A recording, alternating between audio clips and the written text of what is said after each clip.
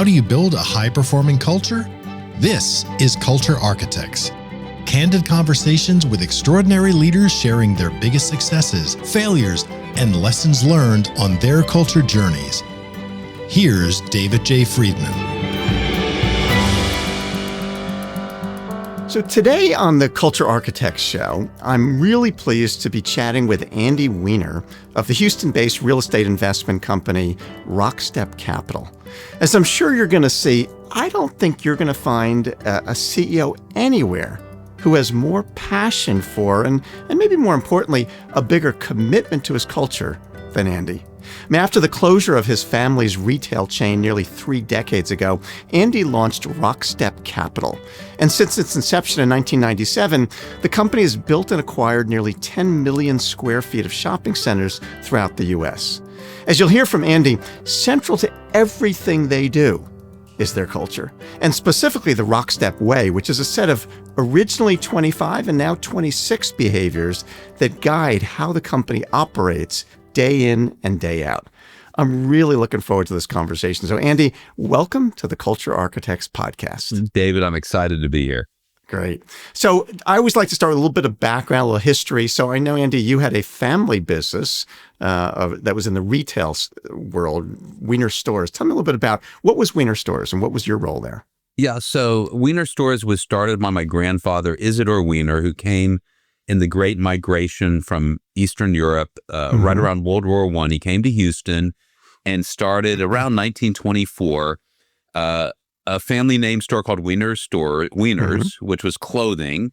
And he started with one store, went out of business in the Depression, felt like even though he wasn't legally obligated to pay his creditors back, he felt a moral obligation and he paid all of his creditors back, even to the point where he hired a detective to find two creditors that he couldn't find.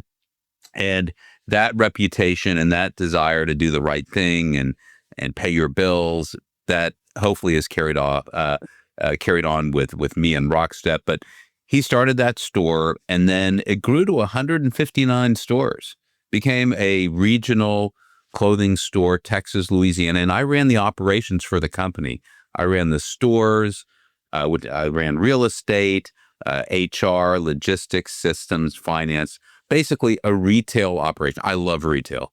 And then about 28 years ago, started this company in Houston called RockStep Capital. So what caused you to leave? So 2 questions there, Andy. What caused you to leave the stores? And 2, okay, so you're not doing the stores anymore. Like, why RockStep Capital versus doing something else? Yeah.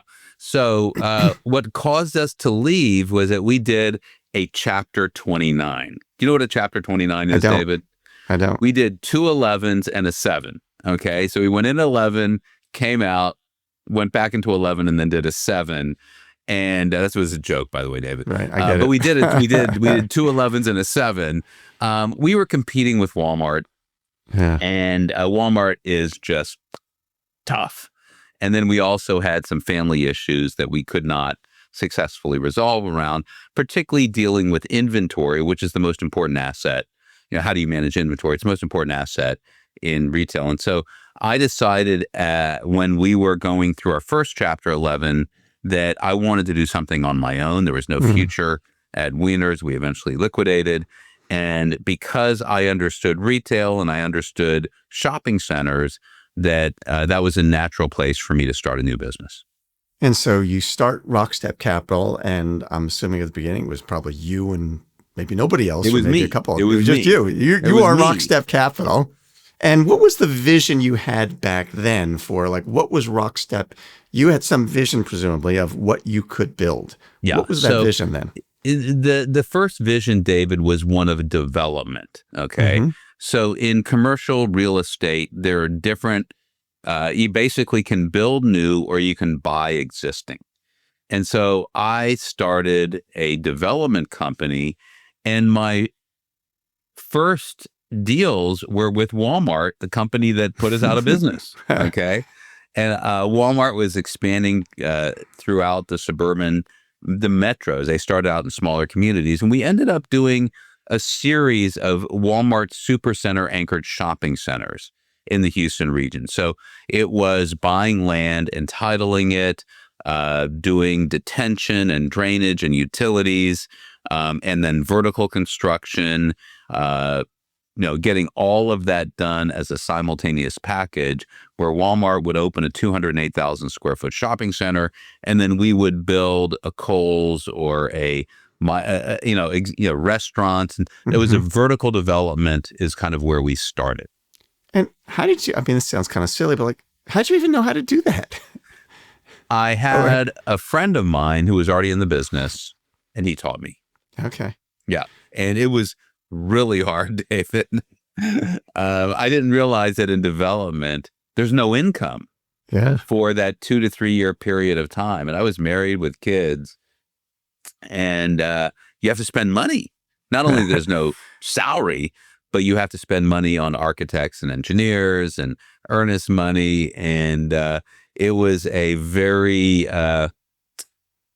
stressful period of time, let's just say. So here you are. You now started this thing. You're starting to do some deals. You're starting to maybe have some success. Hopefully, money starts to come in. I know that your current vision is heavily around small towns around the country and not the big properties.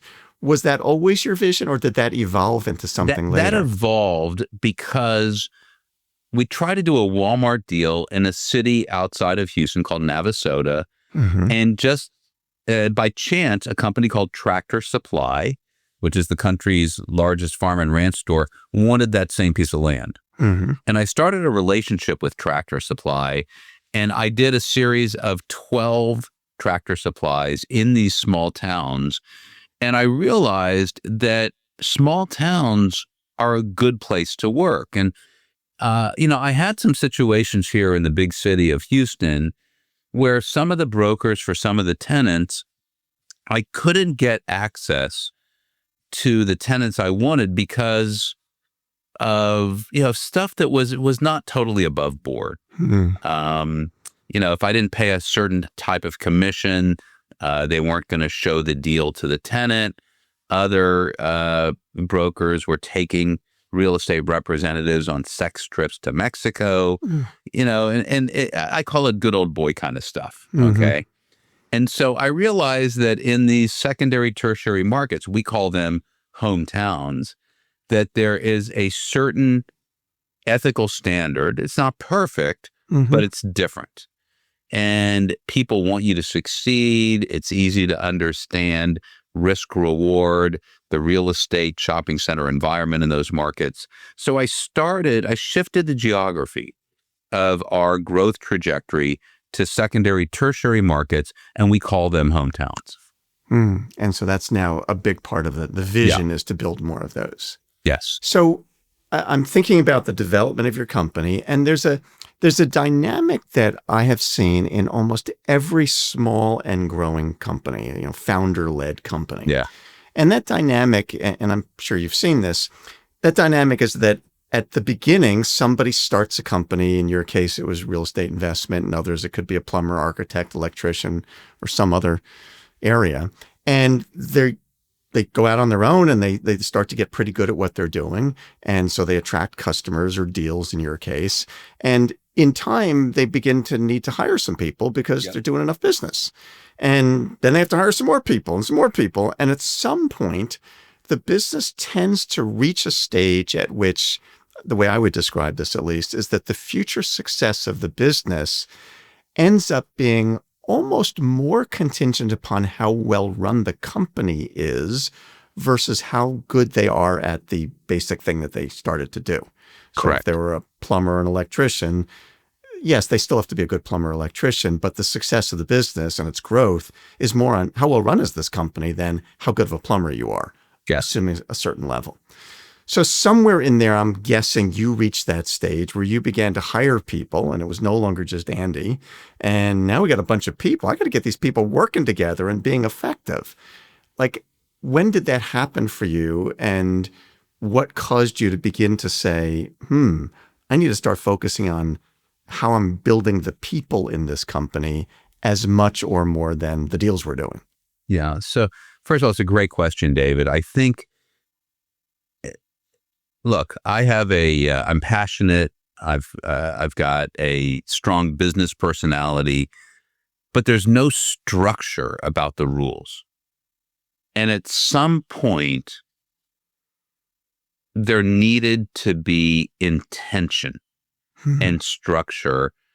And, I met you, I don't know, 9 or 10 years ago. And I realized that it's fundamental is the rare word you use, but there has to be intentionality about this. And there has to be a structure, and that it's about behavior. And while people put on, values, what are your values? What's your culture? I mean, I really use the word behavior. I want certain specific behaviors, and I want to really think through what are the right behaviors for our business, what resonates deeply with me. And you and I built that together. And it is and was by far the most important thing this company's ever done, David. Okay. And it is, it's a core part of me. As you know, I'm very passionate about it. And it is part of what we repeat internally and externally on a regular basis. So, it's 10:30 Central, 11:30 your time, at 10 o'clock Central every Monday. We just did it. We had the Rock Step of the week, the fundamental of the week. And we have started RockStep 2.0, our second, series. Today was the first day. Oh, and great. So it's a very exciting day where we now have 26 fundamentals or Rock Steps. And, we have built this ritual of discussing the Rock Steps weekly, using them for reviews, using them when we hire people in our language, calling people on it when we fail. As I tell people internally and externally, David, there's nothing more important. I mean, there's not even a close second. In terms of our success and our future. And we have about 100 employees now. We have people from some of the top commercial real estate REITs like Blackstone and Brookfield and CBL. And I want to believe that these professionals really want to be in a company that works very, very, very hard, not perfect, works hard to try to live by these certain types of behaviors. And there's nothing more important. I mean, nothing. So do you To the think... mat, tears, emotional. I know you get so emotional about this. Okay. I love it. So this is just sort of a philosophical question, but do you think that most people, you kind of referred to this a moment ago, but do you think that most people really want to work in a place that stuff matters? Or are you just able to, because of your Rock Steps, able to attract a disproportionate number of those people who actually care about that? First of all, I don't know, David, okay? Do people want to work in a company with this type of set of behaviors? Many, many, many do, but some don't. Okay. And, one example is, I call it the New York rough edge, sharp elbows world that's very successful. Okay. This is very successful. That we've tested out some employees who I call them, we have a Rock Step, a fundamental called "Don't Be a Jerk."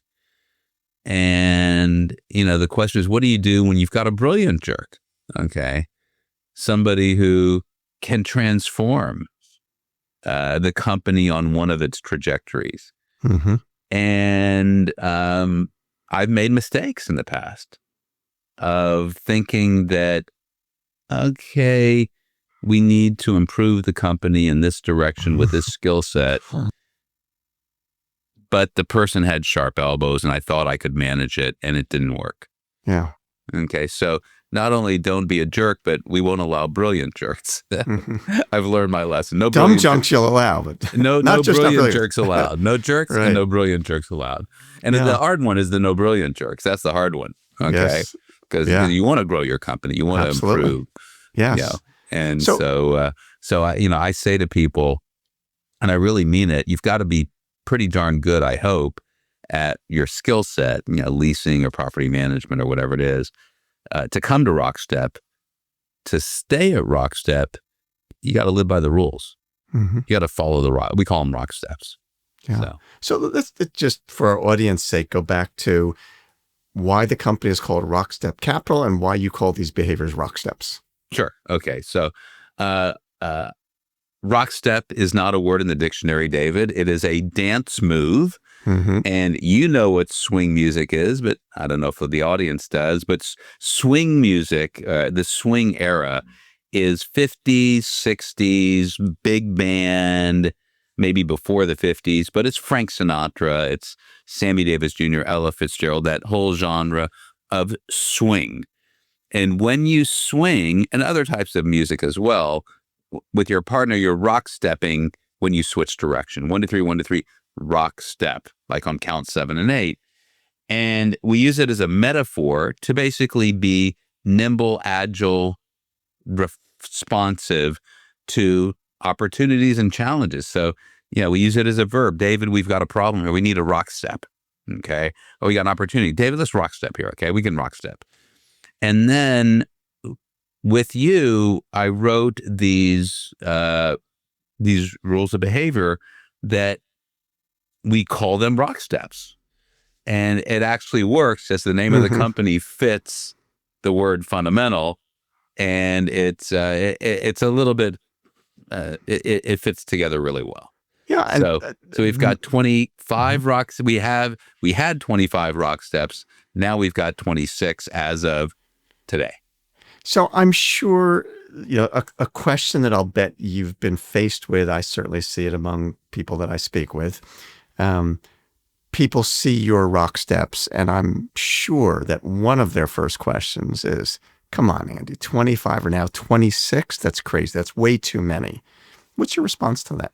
Yeah. So I do get that comment a lot. It should be 5. It should be 7. Yeah, always. 20. And what's interesting is there's a difference.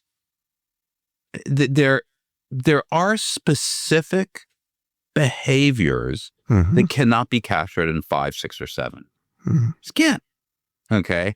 And are all these behaviors equally important? Probably not.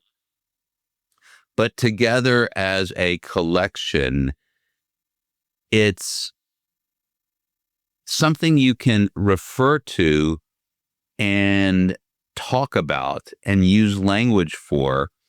Look, could we cut it down to 20 or probably? But, you and I have gone through this exercise. Right. And then we've got this weekly ritual of the Rock Step of the Week. And the whole company's on the phone on a Teams call. And we really do talk about it.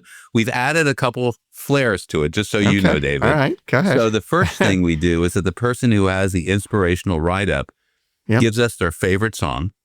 And we play the favorite song for 3 minutes before we start right at 10 o'clock. Okay. And then we do a fun fact for the person.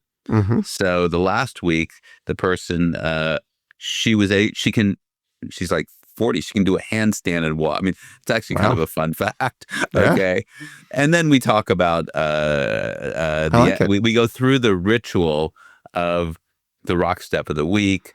So somebody talks about the essay the week before, somebody makes comments, and then calls at random 2 or 3 other people. So everybody, every week has got to be prepared for what happens if they call me. Okay. Yes. So it's good. It gets people thinking.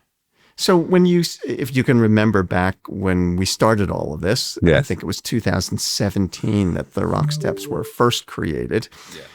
Did you have any fear about how your people would respond to this? Oh, is this kind of corporate BS, or why do we have to do this kind of stuff? Did you have any fear about that? And either way, what happened? How did they respond to it originally? Yeah. Do you remember? So the fear of the people, I don't remember the fear of the people, David, as much as my fear that it's a new program that dies. Okay. And so maybe it was everyone's fear. We have a long history of casualty of programs that we've tried that you're not unique died. In that, by the way. No. I mean, we are masters in failure, David. Okay. And so it was so deep for me, the exercise of really figuring out what are the rules of behavior that make a high performance team at our company, and then refining it so that it is really deep inside me. And that's what we did. And I realized with your support, I hate to say this, it's all about me. Okay.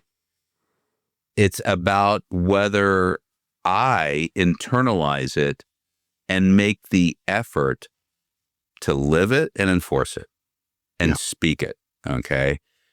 And that's what I do. I mean, I'm talking every day, multiple times a day. So I was in New York last week for a shopping center conference, and I met 13 investors. So we're in this investor fundraising world where we're transforming to a fund-driven company versus a syndication-driven company. So I had these conversations with people who don't know us. And it's interesting because I make a point to talk about the Rocksteps. Okay. And in theory, the more institutional the investor, in theory, the more they're interested in just the numbers, and this fluffy stuff doesn't matter. Okay. But even with the institutional players, it's very important because they're investing not just with a strategy, they're investing with a team. And they've got to choose a horse, and they want to know how we operate. I'm not talking about financially. They want to know that. But they want to know how the team operates. How do you deal with mistakes? How do you learn good versus bad? I mean, it's like the whole thing. They want to know who we are. And particularly also with family offices. So our investors are, the core investor is a family office, but we also do some institutional and what we call some retail investors. And there's two parts to an investor journey. One is the actual strategy and return. And then the other part is trust. Yeah. Okay. And trust that in me and trust in our team will do everything we can to the best of our ability to make sure that we perform as planned. Okay. Yeah. So there's a CEO in Northern New Jersey, a client of ours, who runs a very large IT company, does major projects like stadiums and things like that. And like you, he's incredibly passionate about his culture. And he never does a finalist presentation without starting with their fundamentals, their behaviors. And he has a way of framing the way he talks about this with people, very similar to what you're describing, Andy. And the way he says it is he says, understanding what we do is really important, but understanding who we are is essential. And then he goes on to say that these fundamentals tell you who we are. And then he goes on to say that, we're going to have a contract of services that we're going to perform for you. And no matter what's in that contract, I guarantee you there will be things that will fall through the cracks that just aren't addressed in the contract. And when those things arise, you're going to want to know, how are we going to respond? And these fundamentals tell you how we're going to respond. And that's how he kind of frames the conversation when he's talking to people about why this stuff matters. And as I heard you talking, it made me think of that because you're using slightly different words, but your message is the same, that yes, you're thinking about investing in us, and you need to understand what our strategy is and what we're looking for and the deal terms, et cetera. But ultimately, you're buying us and the faith that you have, the trust that you have in us. So understanding who we are and what we're about is essential to your being able to develop that trust. And I would say that the typical, as we've all seen, the typical company that has on their website their list of their vision, mission, and 4 or 5 core values that all sound exactly the same as everybody else's, I'm not sure if I was an investor, that doesn't really tell me. So the fact that they have on their website that they practice integrity, quality, excellence, and something else, oh, fine, whatever. That doesn't really tell me anything. But the passion with which you speak, I'm sure. So part of it is your list of RockSteps, but also part of it is, maybe a bigger part of it is the way in which you speak about it. I'm sure those investors can see the level of passion and commitment that you have for it that would cause an investor to say, this guy's serious about this. This isn't marketing shtick. This guy, Andy Wiener, is pretty serious about this stuff. Yeah. And that tells them something that's different from others. Yeah. And I think that's pretty powerful. I also would say that, I'm often asked in the work that I do and the talks that I give, the workshops, I'm often asked about, so what's the difference between those that do this process, the process of developing a set of fundamentals and practicing them every week like you do? What's the difference between those companies that do this really well and those who don't do it as well or aren't as successful? And I always tell people that in my experience, the single biggest ingredient in the success of any culture initiative is you. As you noted, Andy, I call it CEO sponsorship.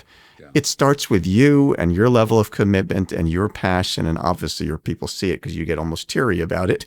But if you don't have that passion about this, that commitment, it's just another program somewhere. It doesn't have the same weight, the same meaning. I say often that you, as the CEO, you are the chief cultural officer of the company. Yes, and it starts and ends with you, and few people demonstrate that as powerfully as you do.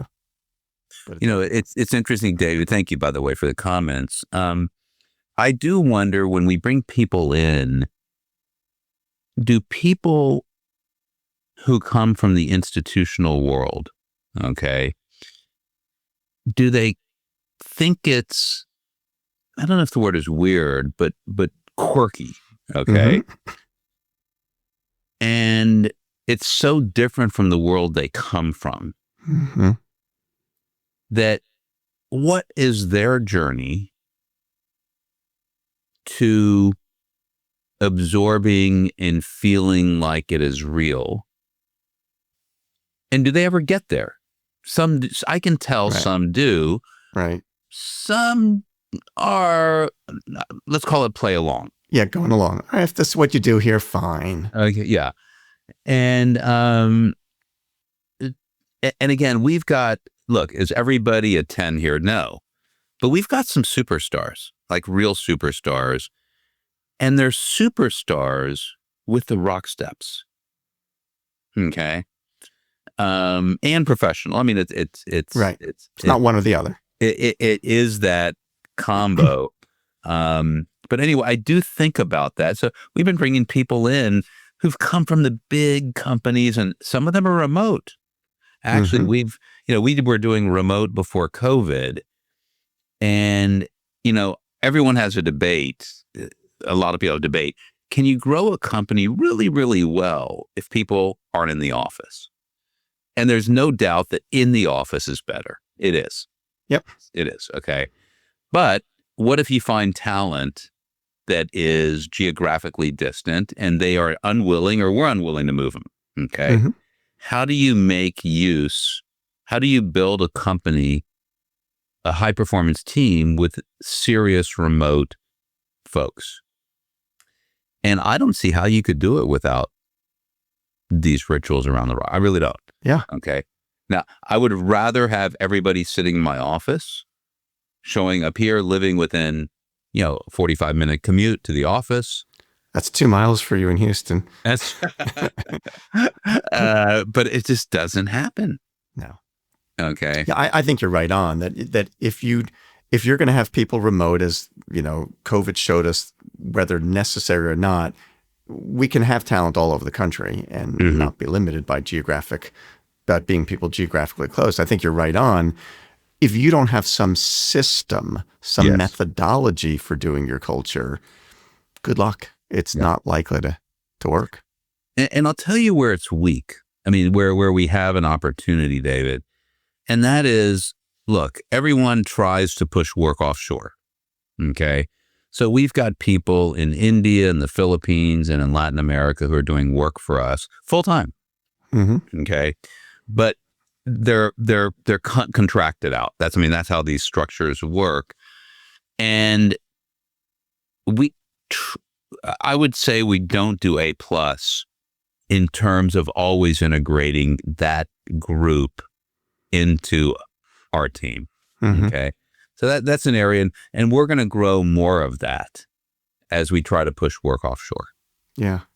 I think to your question, Andy, so do people that come in, are they just sort of going along with this? Have they really bought in, or how long does it take to them? But my experience of that is that as people come into an organization like yours that's different, that is, whether you want to use the word quirky, as you said, or not, but it's different. There's no question this is a different thing. I think they fall into a couple of camps. Some percentage of them come in and say, oh my God, this is what I've been looking for my entire life. Like, finally, I am at home. I feel like this is where I belong. So there's some percentage that this is just right for them. I think for others, they're interested, they're curious, they have some question about whether this is real or not. This sounds attractive, but I don't know if this is really just, what Andy's telling me, or is this really how things happen? And then I think there are two things that they look for, whether consciously or unconsciously, that either affirm or disaffirm. Is that a word? Yes. I think it is. Yeah. Either affirms or disaffirms whether this is real. And I think those two things are, one, consistency, and two, the CEO. So in consistency, if this is something you talk about and you hire me and I think, man, this sounds really interesting, Andy, it's different, but I'm wondering, okay, 4 weeks from now, are we still doing this? 2 months from now, are we still doing? Once enough time goes by that they realize this isn't going away. This is actually forever. This is what we do. That changes the game. Yeah. And I think the second thing, equally important, as we talked about earlier, is you as the CEO, or whoever the CEO is if the CEO, if somebody in the company, whether it was the HR director or whoever hired me, tells me, oh yeah, this is what we do, but I don't really hear it much from the CEO or see it much from the CEO, it feels a little more gimmicky to me, like an HR process instead of real. If I have the CEO saying, this is the most important thing to me, and he's consistently demonstrating that, wow, that tells me as the new person, this is real. This is not something they're kidding around about. Yeah. And not all CEOs are equal in that passion. What I would also, add to that is, back to my point earlier that when people ask me about what separates the people who do this better than others, this is just my observation, my way of kind of organizing this in my own brain. But I think that there's a distinct difference between being a good business person and being a good leader of people. And I think they're two very different skill sets, and sometimes they exist in the same person, sometimes they don't. So in my definition, a good business person makes good strategic decisions about what should our product or service be, how do we differentiate ourselves in the marketplace, how do we allocate resources. Those are business decisions, and some people are really smart about that stuff. That's different from being a good leader of human beings. And sometimes you find people who do both really well. And sometimes you find people who do one really well, but not the other really well. And so I've seen both. I've seen some really smart business people who just aren't very good leaders. It's not that they're not good human beings. It's just not a skill set of theirs. And the people who do this well, like you, are able to do both. They have a strategic vision of how to, what our company needs to do to be successful, but they know how to connect with human beings and how to lead people. And I think that's what separates the ones who do this really well from it just being a gimmick or a tool that, that doesn't have the stick-to-itiveness or the degree of success that it could otherwise have. And I see that pretty consistently. So I'm curious just to take this in a slightly different direction. So you're starting to build this company. You start to realize that, we need a set of rules or guidelines to define, like, how are we going to be a really high-performing team? So we create this set of Rocksteps, and you start practicing this every week, and you're now starting to see it.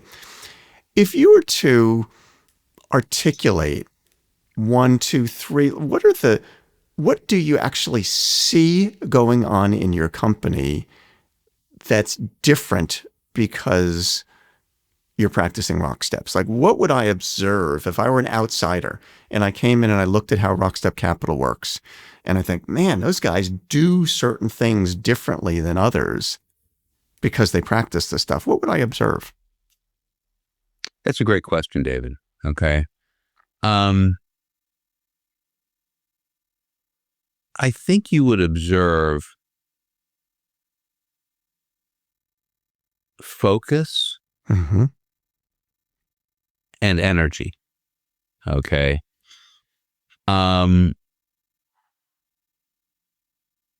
If, I thought you were taking the question a little bit differently. And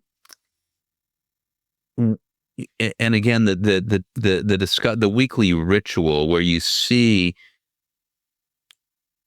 people throughout the company noodling over the nuance. Okay. And that just makes a difference. Yes. Okay. Everybody is talking about, okay, well, my dad taught me. So this morning, one of the persons called upon was a new hire of ours, whose dad was a policeman for 40 years in Chicago. Okay. And so she was talking about her dad and what her dad instilled in her in terms of ethics and doing the right thing always is the rock step of the week, rock step number 1. And the power of everyone in the company listening to this conversation. Just power, just like, wow. And so when somebody walks in the office, will you notice whether we're a really high performance team? I don't know. I mean, we have about 15 people here. The rest are around the country. If they were sitting on our Teams call on the Rock Step of the Week, they would know. Well, would you, when I think about like the things you might see differently, I'm just going to name a few things as examples to illustrate. Do you think your people solve problems faster or better? Do they collaborate more? Do they hold themselves accountable for results better than they would have otherwise? Do commitments get honored more consistently than they might in a different company? The answer is, I believe, yes to all that. And I would say that because we run EOS, the two marry very well. Okay. Because the rock steps, the fundamentals, give us a set of behaviors. EOS gives us a structure. Okay, a goal-setting structure on a quarterly, yearly, or whatever basis, and a structure and a meeting structure. And they're both very powerful tools. And if you marry them, it should be awesome.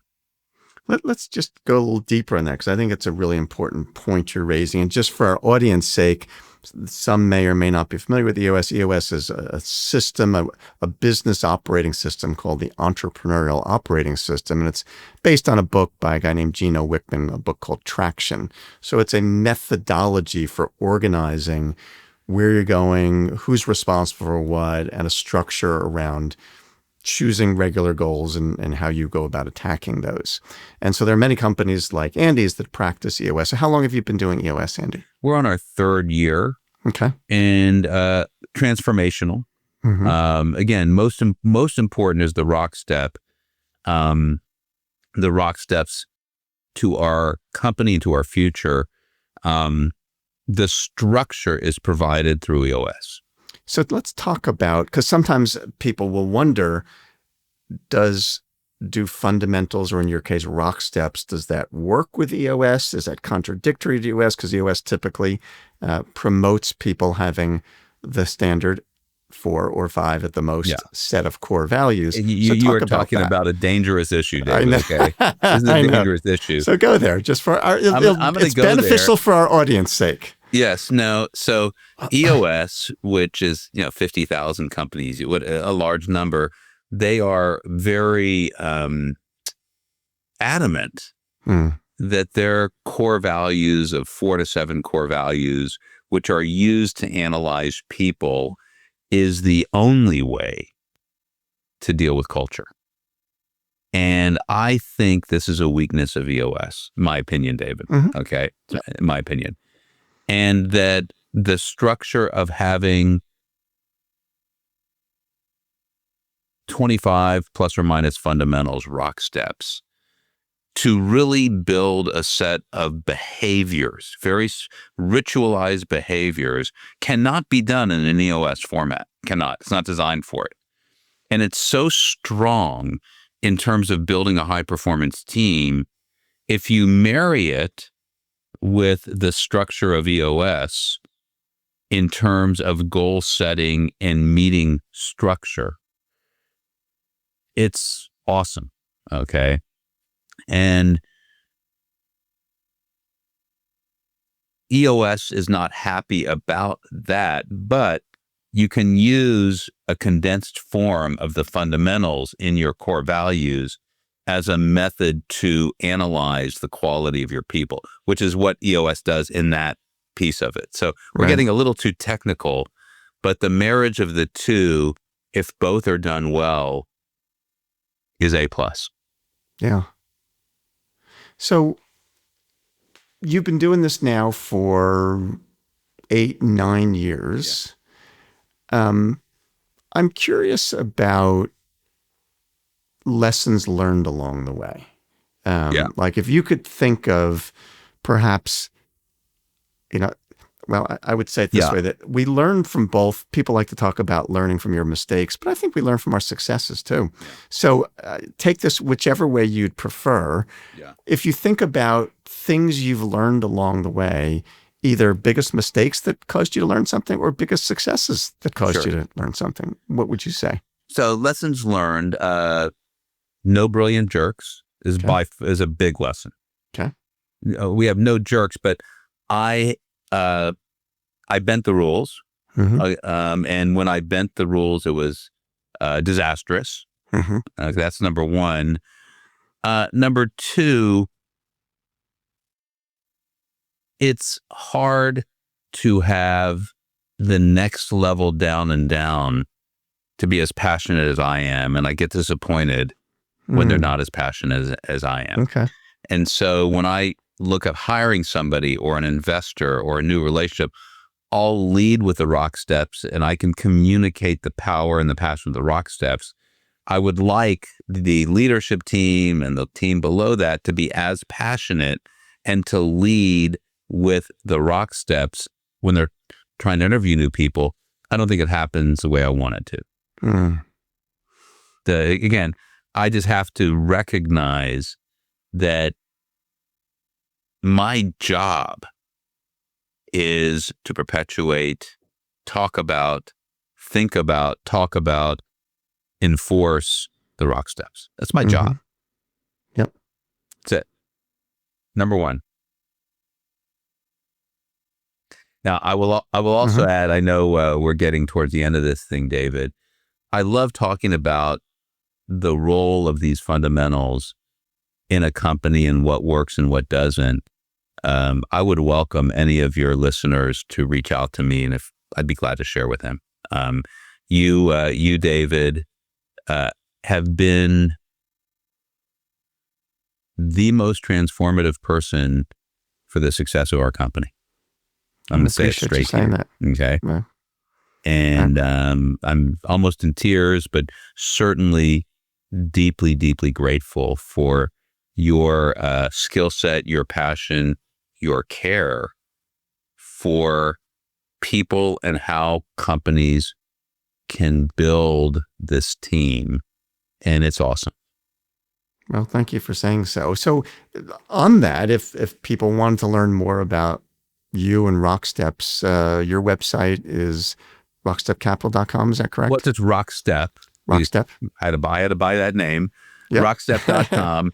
And, we have on there, about RockStep. We've got the 26 fundamentals, I call RockSteps, the 26 RockSteps. And, one of the purpose of our company, David, is to teach people. We want to be the country's leading educator of investing in shopping centers. So we have a learning center, and we've got, videos and articles. And so that's one of our goals, is we want to educate people about all the good and bad of commercial real estate investing. So cool. They can certainly go to RockStep. They can get my email there. Be glad to talk about the role of building culture, building behaviors. Be glad to talk about it if any of your listeners want to do that. Well, thank you, Andy. It's been a true pleasure working with you over the years, but as importantly, a true pleasure having this conversation with you. So thank you so much for joining us on Culture Architects. You got it, David. My pleasure.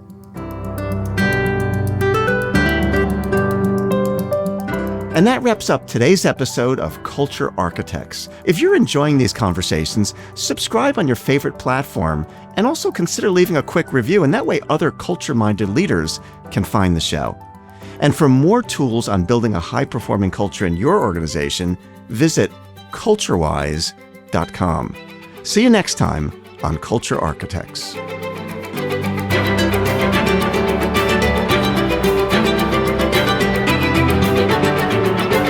This has been Culture Architects with David J. Friedman. Join us next time for more insights and wisdom from great leaders in all walks of life. To book David for your next event, or to learn more about his writing, speaking, or consulting, go to davidjfriedman.com. Culture Architects with David J. Friedman is a production of CultureWise.